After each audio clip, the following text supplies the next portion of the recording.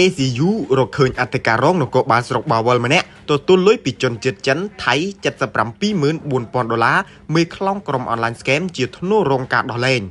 អង្គភាពប្រឆាំងអំពើពុករលួយ ACU បានរកឃើញអធិការរងនគរបាលស្រុកបាវលខេត្តបាត់ដំបងម្នាក់ឈ្មោះវ៉ាន់វាសនាទទួលលុយពីជនជាតិចិនថៃ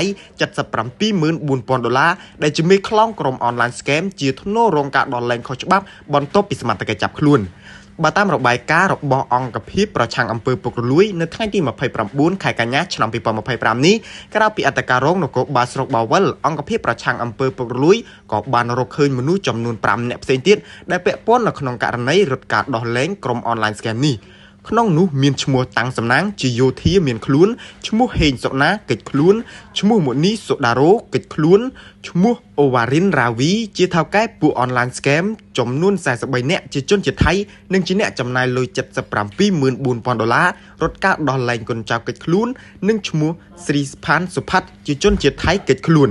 បើតាមអង្គភាពប្រឆាំងអំពើពុករលួយករណីនេះបានកើតតាំងពីខែឧសភាឆ្នាំ2025មកម្លេះពលនៅពេលដែលបញ្ហារបស់នាយឧត្តមសេនីយ៍សថេតអគ្គស្នងការនគរបាលជាតិសហការជាមួយមូលដ្ឋានបានចុះប្រតិបត្តិការរដ្ឋបាលនៅថ្ងៃទី2ខែឧសភាឆ្នាំ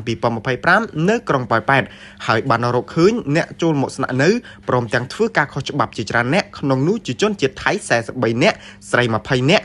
និងធ្វើការបោកប្រាស់តាមអនឡាញ